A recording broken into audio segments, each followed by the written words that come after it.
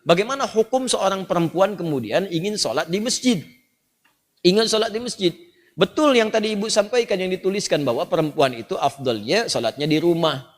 Tapi harus dilihat kapan hadis itu muncul. Karena ada hadis juga yang menyarankan bahkan memotivasi perempuan sholat ke masjid. Yang tadi disampaikan itu ada riwayat-riwayatnya teman-teman sekalian. Di hadis Ahmad ada, di Abu Daud ada. Itu dari Ummu Salamah radhiyallahu taala anha. Ya, afdalu masajidin nisa qa'ru buyutihinna. Ya, keutamaan atau khairu masajidin nisa. Masjidnya perempuan itu yang terbaik itu qa'ru buyutihinna, di tengah-tengah rumahnya, di dalam ruangan rumahnya. Bahkan di hadis lain, di kamar itu lebih bagus. Ya, kemudian daripada di ruang tengah. Ruang tengah lebih bagus daripada di depan rumah. Artinya semakin ke dalam, semakin ke dalam, semakin di rumah, itulah masjid terbaik bagi perempuan. Kapan hadis itu muncul? Ketika perempuan itu belum aman untuk ke masjid. Awal-awal dibangun masjid di Madinah, baik itu masjid Nabi yang kedua dibangun setelah Quba, kemudian orang-orang pada ke masjid, maka terjadilah 3 sifat yang jika ada 3 sifat ini perempuan dianjurkan di rumah. Dan nilainya sama dengan laki-laki ke masjid. Apa 3 sifat ini? Pertama, ada kewajiban yang berlaku bagi perempuan di dalam rumahnya. Sehingga prioritasnya di rumah bukan ke masjid. Misal, dia baru punya anak yang diberikan ASI atau anak yang harus dirawat, yang kalau dibawa ke masjid justru bisa memberikan gangguan kepada orang sholat yang lain dan bisa mengurangi rasa khusyuk.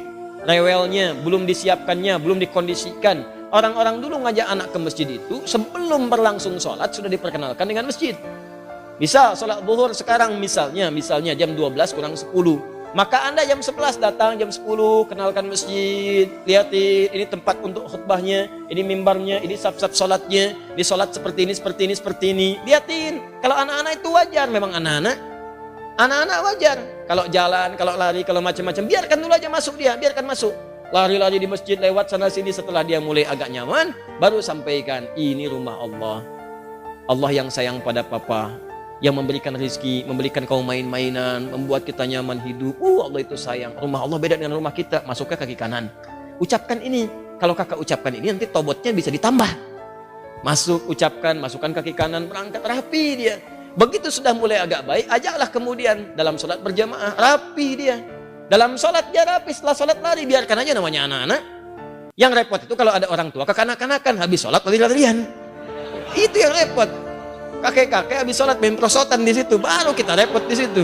Kalau anak-anak ya biarkan aja namanya anak-anak. Naik ke punggung biarkan, Anda sholat sunnah dia naik, biarkan, nggak apa-apa, nggak usah repot dengan itu.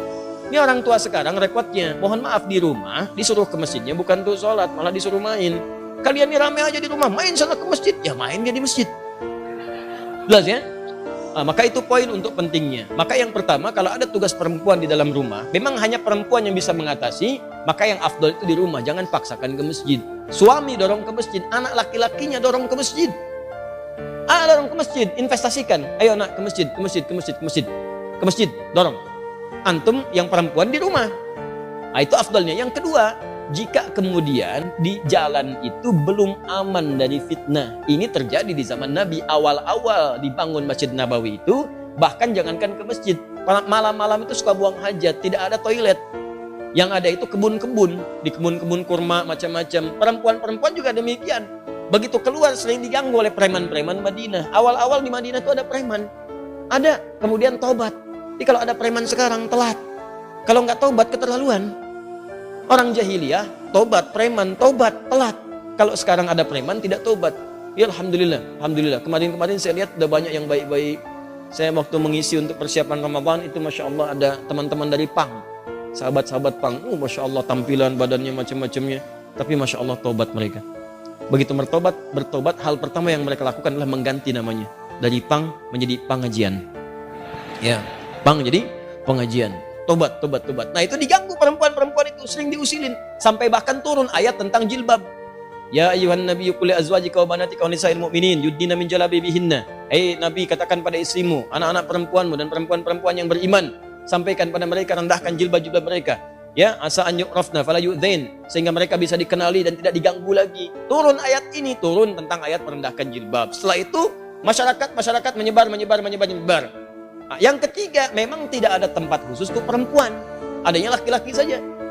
Jadi kalau masuk ke sana dia khawatirkan ikhtilauf. Itu yang berbahaya. Maka setelah itulah kemudian dalam 3 kondisi ini perempuan diminta oleh Nabi di rumah, lebih baik di rumah, jangan ke masjid. Setelah kemudian tenang, preman-preman mulai tobat, keadaan mulai tenang, dan masjid mulai luas. Maka muncullah hadis-hadis di Al-Bukhari, di Muslim, bagaimana Sayyidah Aisyah mengatakan kalau kami subuh-subuh itu, banyak perempuan-perempuan datang ke masjid, kemudian dengan selimut-selimut mereka tutupi, sehingga nggak kelihatan, karena gelap. Zaman Nabi kan nggak ada lampu seperti ini. Ya, nggak ada lampu seperti ini, kelihatan. Jadi begitu sudah mulai remang-remang, mereka meninggalkan, sudah cepat lari. Salam, balik ke rumah. Salam, balik ke rumah. Itu tandanya sudah ada saf yang rapi, aman di jalannya, kemudian di rumahnya pun tidak ada tugas yang menuntut perempuan ada di rumah. Maka kalau kondisinya aman seperti itu, terbebas dari 3 hal yang demikian, maka hukum ke masjid itu utamanya sama dengan laki-laki diutamakan. Apalagi kalau suami yang ngajak, bagus itu. Mama ayo ke masjid, safnya ada. Seperti di sini di Alexandra, saf perempuan ada, laki-laki ada. Ke masjid jalan, subuh berangkat sama-sama. Kalau bisa sekeluarga. Supaya keluarga itu bisa kenal dengan masjid, anak-anaknya dibawa berangkat semua. Oh bu, enak tuh pulang-pulang.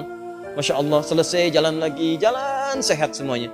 Ya, jalannya bagus, keluarganya juga kumpul, sama-sama menuju akhirat yang baik. Demikianlah apa yang dimaksudkan tadi. Hadisnya ada, keterangannya jelas. Jadi tempatkanlah hadis sesuai dengan makna dan konteksnya.